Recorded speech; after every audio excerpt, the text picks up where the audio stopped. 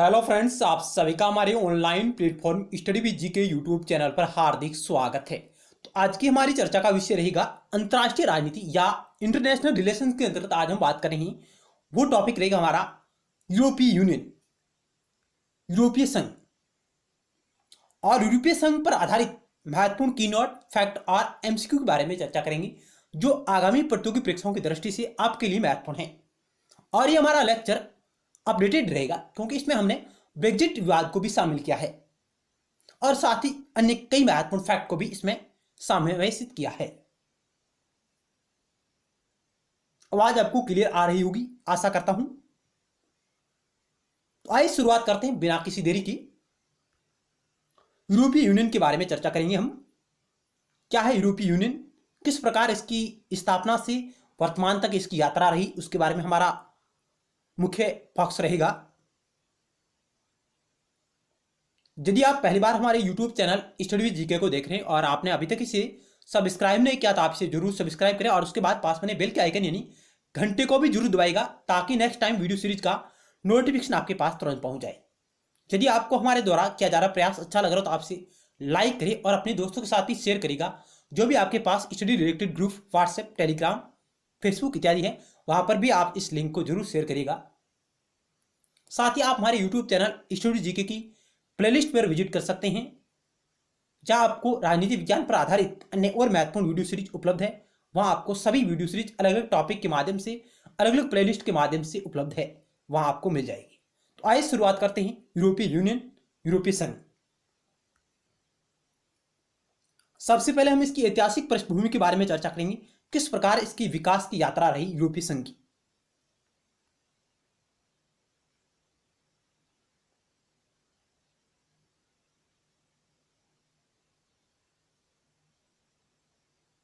सबसे पहले यदि बात करें तो सबसे पहले यूरोपीय कोयला और इस्पात समुदाय की स्थापना होती है। यूरोपीय कोयला और इस्पात समुदाय की स्थापना 1951 में पेरिस की संधि के तहत हुई। आप टू द पॉइंट इसे नोट करिएगा, इसे आप अपने मस्तिष्क में स्थान दें क्योंकि यहां से कई बार सवाल प्रतियोगी परीक्षाओं में पूछे गए हैं। यह क्लियर है। उसके बाद यूरोपीय आर्थिक समुदाय ईईसी, रोम की संधि 1957 के तहत 1957 में यूरोपीय आर्थिक समुदाय ईईसी, यूरोपियन इकोनॉमिक कम्युनिटी की स्थापना की गई थी, या आप इसे यूरोपीय सामुदायिक बाजार भी कह सकते हैं। यूरोपीय सामुदायिक बाजार, यूरोपीय कम्युनिटी मार्केट या यूरोपियन इकोनॉमिक कम्युनिटी। रोम की संधि 1957 के तहत यूरोपीय आर्थिक समुदाय की स्थापना हुई और यह स्थापना 6 राष्ट्रों ने मिलकर की थी। कितने राष्ट्रों ने मिलकर की थी? 6 राष्ट्र शामिल थे। कौन कौन से थे तो ये आपके समक्ष रहे। फ्रांस, इटली, नीदरलैंड, बेल्जियम, पश्चिमी जर्मनी और लक्समबर्ग। इन 6 राष्ट्रों ने मिलकर एक साझा बाजार, एक साझा आर्थिक संगठन बनाने का निर्णय लिया रोम की ट्रीटी के तहत और यूरोपीय आर्थिक समुदाय अस्तित्व में आया रोम की संधि के माध्यम से। ये इसमें 6 राष्ट्र शामिल थे और ये यूरोपीय समुदाय की संस्थापक राष्ट्र कहलाते हैं। यूरोपीय संघ के संस्थापक राष्ट्र कौन से हैं तो आपके ये 6 राष्ट्र हैं। आप इन्हें नोट करिएगा क्योंकि यहां से भी कई बार सवाल पूछा गया है कि निम्नलिखित में से कौन यूरोपीय समुदाय के संस्थापक राष्ट्रों में शामिल है या नहीं है। फ्रांस, इटली, नीदरलैंड, बेल्जियम, पश्चिमी जर्मनी और लक्समबर्ग। और आप इसे किस प्रकार याद करेंगे तो हमने एक ट्रिक डिजाइन की है तो आप इसके माध्यम से याद कर सकते हैं।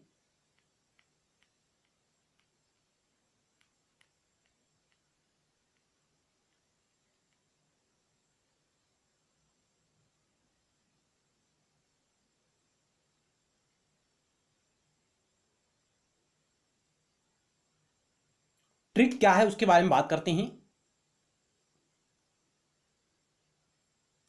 जब फ्राई लानी है यू से, क्या है? जब फ्राई लानी यू से, आप कैसे याद रखेंगे इन्हें? जब फ्राई लानी यू से, जैसे आपका पश्चिमी जर्मनी, वैसे से आपका बेल्जियम बन जाएगा, फ्रा से आपका फ्रांस बन जाएगा, ई से आपका इटली बन जाएगा, ला से आपका लक्समबर्ग बन जाएगा और नी से आपका नीदरलैंड बन जाएगा। ये कुल 6 राष्ट्र है आपके। जब फ्राई लानी ईयू से एंड यूरोपीय यूनियन से, तो ये इसके संस्थापक राष्ट्र है। आप एक या 2 बार 3 बार याद करेंगे तो आपको आसानी से ये ट्रिक याद हो जाएगी। जब फ्राई लानी है, पश्चिमी Germany, Belgium, France, Italy, Luxembourg और नीदरलैंड, यही वो सह राष्ट्र है। चलते हैं नेक्स्ट स्लाइड की ओर।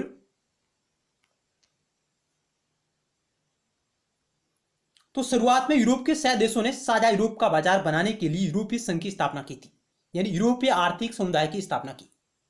ठीक है, यहां तक आपको क्लियर हुआ होगा कि शुरुआत में यूरोप के सह राष्ट्रों ने मिलकर एक साझा यूरोप का बाजार बनाने के लिए यूरोपीय आर्थिक समुदाय की स्थापना की, आप कह सकते हैं।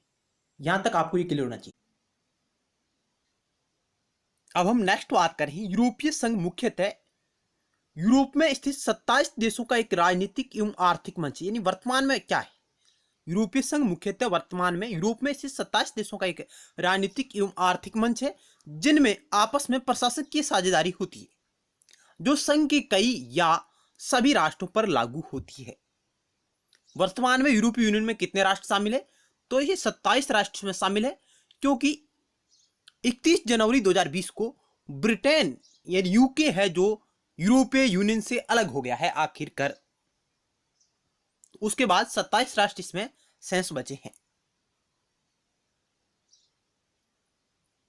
चलते हैं नेक्स्ट स्लाइड की ओर।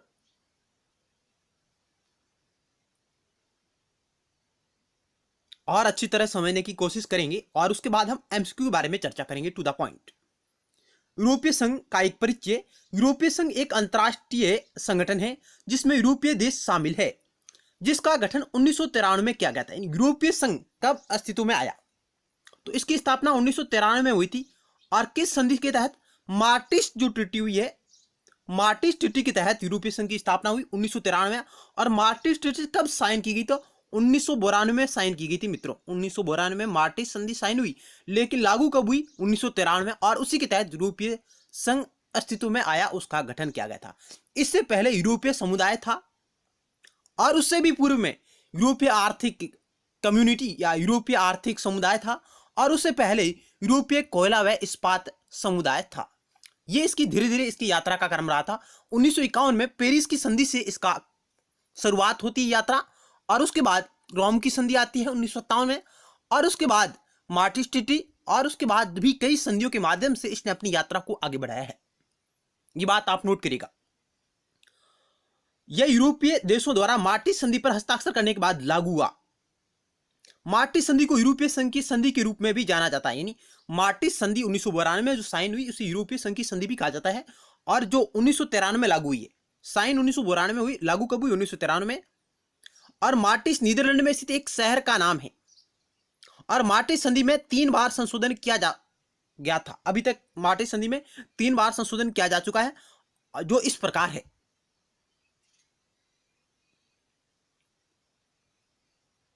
अब सबसे पहले 1997 में इसमें संशोधन हुआ है, और उसे एम्स्टर्डम की संधि कहा गया। 1997 में मार्टिस संधि में संशोधन किया गया, जिसे एम्स्टर्डम की संधि कहा जाता है। ये भी आप नोट करिएगा कौन सी संधि कब हुई है, कब साइन की गई थी।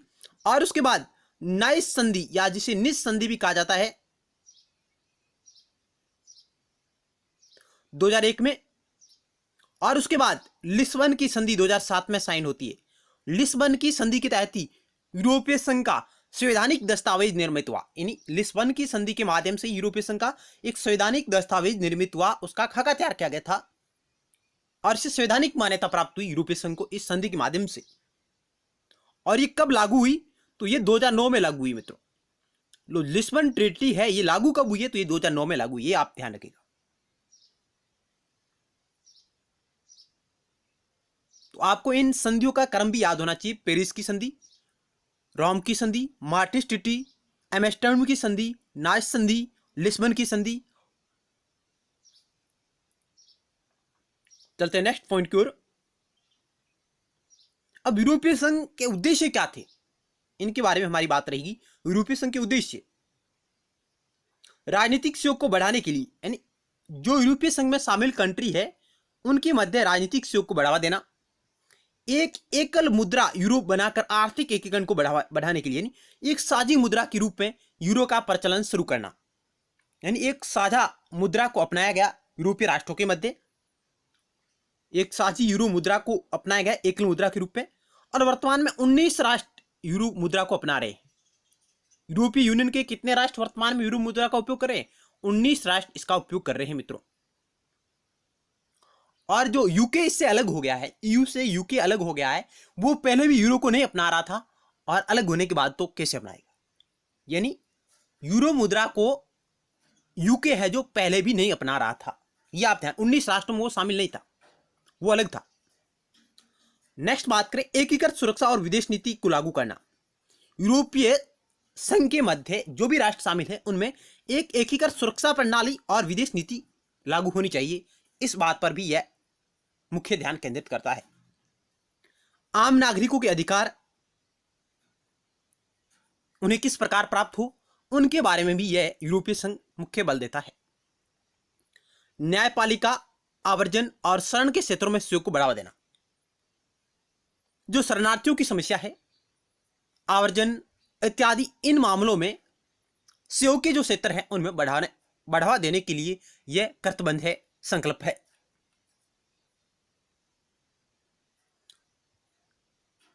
इस प्रकार ये इसके कुछ मुख्य उद्देश्य है जिनका हमने यहां संकलन किया है। नेक्स्ट हम बात करेंगे और महत्वपूर्ण बिंदु पर, यहां से भी क्वेश्चन बन सकता है। यूरोपीय संघ को 2012 में शांति के लिए नोबेल पुरस्कार दिया गया था, तो डायरेक्ट क्वेश्चन बन सकता है वन लाइनर। यूरोपीय संघ को 2012 में शांति के लिए नोबेल प्राइज मिला है मित्रों, बहुत ही अच्छा फैक्ट है। यूरोपीय संघ को वर्ष 2012 में यूरोप में शांति, सुलह और लोकतंत्र और मानव अधिकारों की उन्नति में अपने योगदान के लिए नोबेल शांति पुरस्कार से सम्मानित किया गया था। कब किया गया? 2012 में ईयू को। नेक्स्ट स्लाइड की ओर चलते हैं। यह भी पॉइंट अपने आप में महत्वपूर्ण है क्योंकि चर्चा में रहा हाल फिलहाल में। 1973 में इस समुदाय में डेनमार्क, आयरलैंड और ब्रिटेन का पदार्पण हुआ, यानी ये राष्ट्र इसमें शामिल हुए थे। ब्रिटेन इसमें कब शामिल हुआ? 1973 में। और बाहर कब निकला है? 31 जनवरी 2020 को। 31 जनवरी 2020 को यूके है जो Britain, UK in United kingdom ने यूरोपीय यूनियन को छोड़ दिया है 31 जनवरी 2020 को। शामिल कब हुआ था? 1973 में इस समुदाय में शामिल हुआ था मित्रों। किन किन राष्ट्रों के साथ हुआ था? डेनमार्क, आयरलैंड और ब्रिटेन, ये तीनों राष्ट्र 1973 में इसमें शामिल हुए थे। लेकिन ब्रिटेन ने 31 जनवरी 2020 को यूरोपीय यूनियन को त्याग दिया है।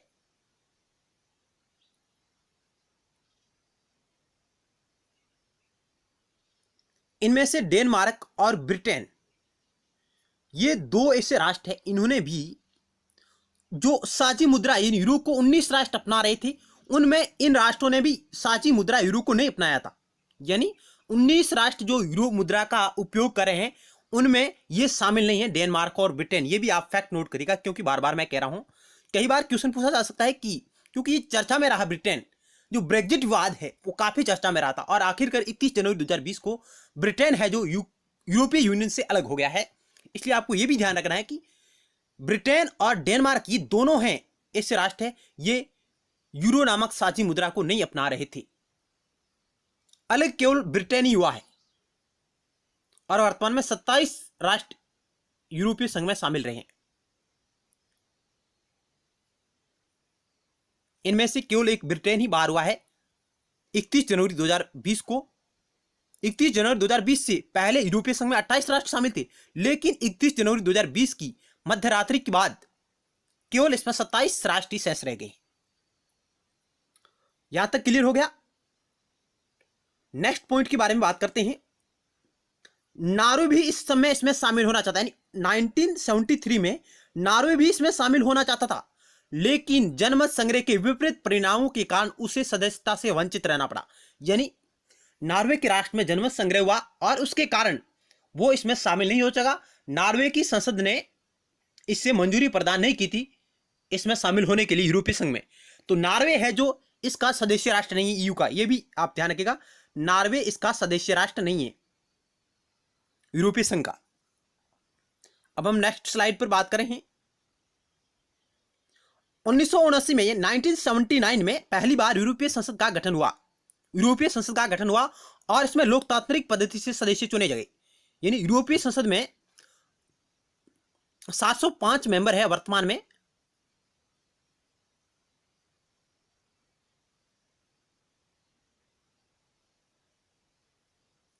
यानी यूरोपीय संसद में वर्तमान में 705 मेंबर है।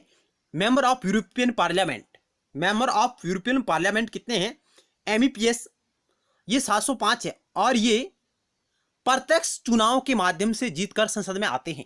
विभिन्न देशों से प्रत्यक्ष चुनाव प्रणाली के माध्यम से जीतकर संसद में ये आते हैं। 705 मेंबर यूरोपीय संसद में कितने सदस्य है? 705 है। मेंबर ऑफ यूरोपियन पार्लियामेंट इनकी संख्या 705 है वर्तमान में। और ये लोकतांत्रिक पद्धति के माध्यम से प्रत्यक्ष रूप से जनता के द्वारा निर्वाचित होकर यूरोपीय संसद में आते हैं।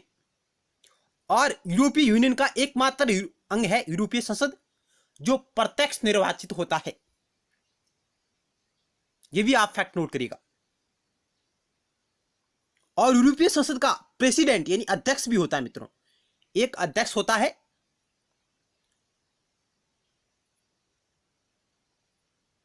ये भी आप ध्यान रखिएगा।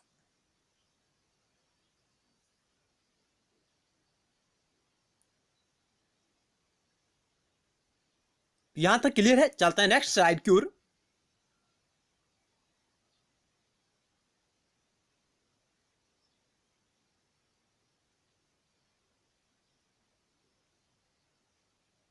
अब हम थोड़ा सा की पॉइंट, मुख्य मुख्य बिंदु को यहां समावेशित किया है, आप एक बार इन्हें देखिएगा और उसके बाद हम क्वेश्चन पर चर्चा करेंगे।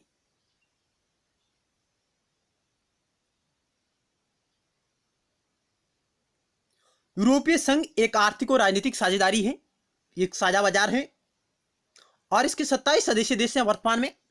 यूरोपीय संसद में बना कानून सीधे सभी राज्यों पर लागू और बाध्यकारी, यानी यूरोपीय संसद में जो भी कानून बनेगा वह सीधे रूप यानी प्रत्यक्ष रूप से सभी सदस्य राज्यों यानी सभी सदस्य देशों पर लागू है और बाध्यकारी होता है। इसके सदस्य राज्य समान बुनियादी मूल्यों के लिए प्रतिबद्ध है, यानी यूरोपीय संघ के जो सभी राष्ट्र शामिल है वह समान बुनियादी मूल्यों के लिए प्रतिबद्ध है। शांति, लोकतंत्र, कानून का शासन, मानव अधिकारों के लिए सम्मान इत्यादि इन मूल्यों को वे विशेष फोकस करते हैं, इन पर अपना ध्यान केंद्रित करते हैं।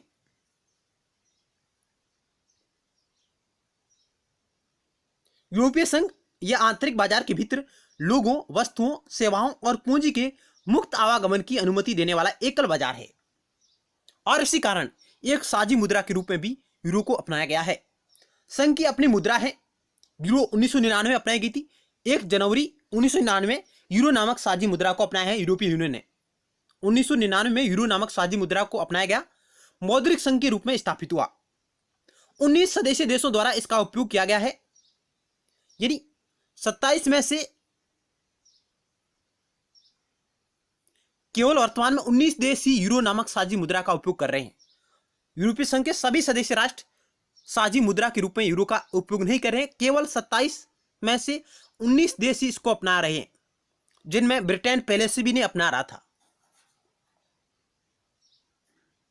इसके अलावा यूरोपीय संघ के शेंजन क्षेत्र के भीतर पासपोर्ट नियंत्रण समाप्त कर दिया गया, यानी यूरोपीय संघ का जो शेंजन क्षेत्र है, जो शेंजन संधि हस्ताक्षरित हुई थी 1985 में, 1985 में शेंजन संधि हस्ताक्षरित हुई थी, साइनिंग हुई थी और उसके तहत यूरोप के उन क्षेत्रों में जो पासपोर्ट की सुविधा थी, लोगों के आवाजाही की जो सुविधा थी, उसको समाप्त कर दिया गया है।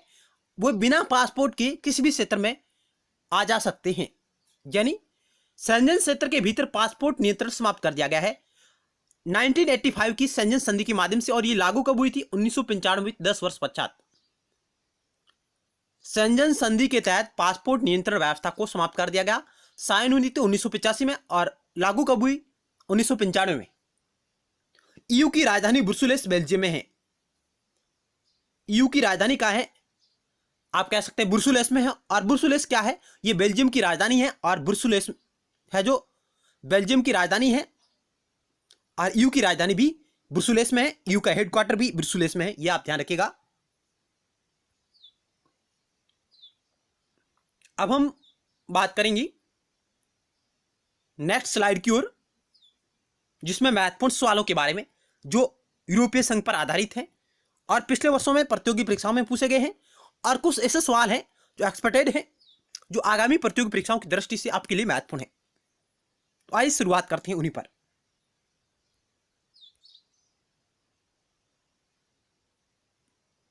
नेक्स्ट पार्ट में हम प्रश्नों के बारे में चर्चा करेंगे कि कारणवश